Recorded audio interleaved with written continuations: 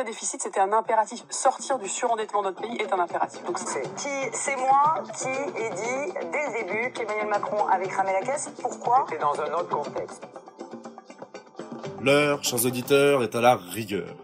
C'est en tout cas ce qu'il faut tirer des lourds débats autour du vote du budget 2025 qui laisse croire que la France vivait au-dessus de ses moyens, sans penser aux générations d'après. Les dépenses publiques, définies comme l'ensemble des dépenses des administrations publiques, c'est-à-dire de l'État, des collectivités territoriales ou de la sécurité sociale, sont en fait au cœur d'une tension. Si elles sont nécessaires au bon fonctionnement de l'État et à la vie de la nation, elles peuvent aussi pâtir d'effets pervers sur la croissance, devenant un lourd legs pour les générations futures. Rappelons en effet que les dépenses publiques représentaient 56,7% du PIB en 2024. Bonjour Agathe. Bonjour.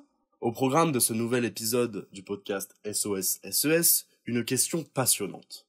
Quelles dépenses publiques pour préserver les générations futures ? Oui, Gabriel, parce que l'on nous présente souvent les dépenses publiques comme un fardeau pour les générations futures. Vous connaissez l'adage, les parents boivent, les enfants trinquent. Mais alors pourquoi ? Eh bien, d'abord parce que quand un État s'endette, il lui faut payer des intérêts. Ceux-ci peuvent devenir un poste de dépense à part entière et venir peser sur sa contrainte budgétaire, venant limiter l'État dans ses actions présentes et futures. Tout dépend en fait du taux d'intérêt. Si ce taux est plus grand que la croissance en volume, s'endetter nécessite un excédent primaire supérieur afin que la solvabilité budgétaire soit respectée.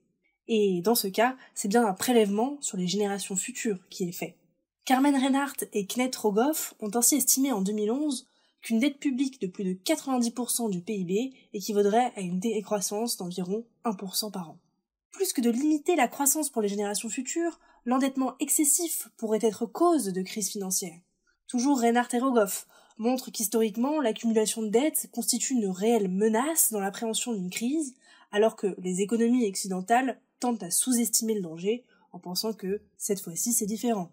L'exemple de la crise des dettes souveraines grecques en 2012 l'illustre bien. Alors, d'autres arguments peuvent être cités, notamment sur les effets indirects des politiques budgétaires qui peuvent mener à des effets d'éviction, par les mécanismes des taux d'intérêt d'abord, alors que des investissements publics peuvent venir évincer les investissements privés, mais aussi par les anticipations. Selon le théorème Ricardo-Barro, les agents établiraient une équivalence entre le déficit d'aujourd'hui et l'augmentation des impôts de demain, rendant toute politique budgétaire inefficace. Mais alors, pour préserver les générations futures, le mieux serait-il de ne rien dépenser ? Eh bien, non. D'abord parce que certains arguments évoqués précédemment sont aujourd'hui largement contestés. Le théorème Ricardo-Barro, par exemple. Il possède peu d'applications empiriques. Et H et Pauline ont remis en cause dans un article en 2013 les calculs de Reinhardt et Rogoff, apparemment erronés.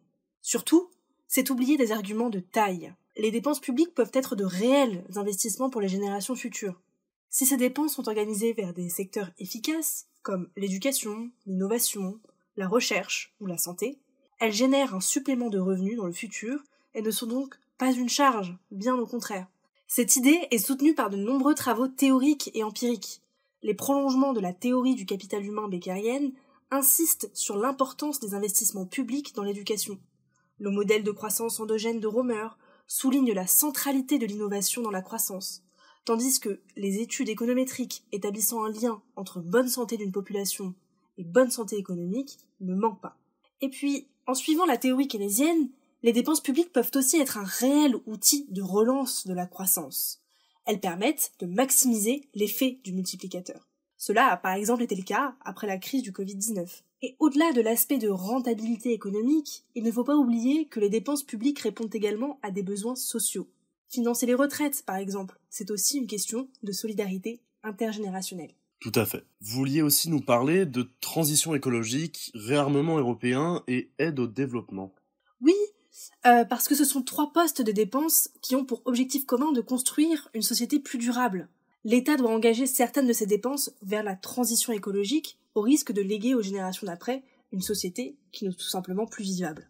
Le coût immédiat de la transition serait, dans cette perspective, un investissement pour permettre à ceux qui nous succéderont de faire face aux défis climatiques. Et dans un contexte géopolitique tendu, les dépenses publiques liées au réarmement pourraient également être perçues comme un investissement pour la démocratie et la liberté. L'Union européenne vient ainsi d'annoncer le plan REARM. Il prévoit notamment une dérogation au pacte de stabilité et de croissance pour permettre aux États membres de dépenser davantage pour la défense. Finalement, Alors, qu'outre-Atlantique, l'USAID est démantelée, la légitimité de l'aide publique au développement est remise en question. Pourtant, la littérature économique affirme son impact positif sur la paix et le développement économique et social des pays récipiendaires. Une question centrale se pose alors. À quelle génération future pensons-nous? Les Français, les Européens ou bien les humains? Un mot de la fin? Pour préserver les générations futures, la solution n'est donc pas nécessairement de se serrer la ceinture jusqu'à en avoir mal au ventre. Non, il faut reconduire les financements vers des postes d'investissement économiques et sociaux comme l'éducation, l'innovation ou la santé. Mais il y a d'autres risques envers lesquels il faut préserver les générations d'après, à l'image du risque climatique ou de perturbation de la paix. Merci Agathe pour cette chronique, et merci à vous pour votre attention. Nous vous retrouvons la semaine prochaine pour un nouvel épisode de SOS SES.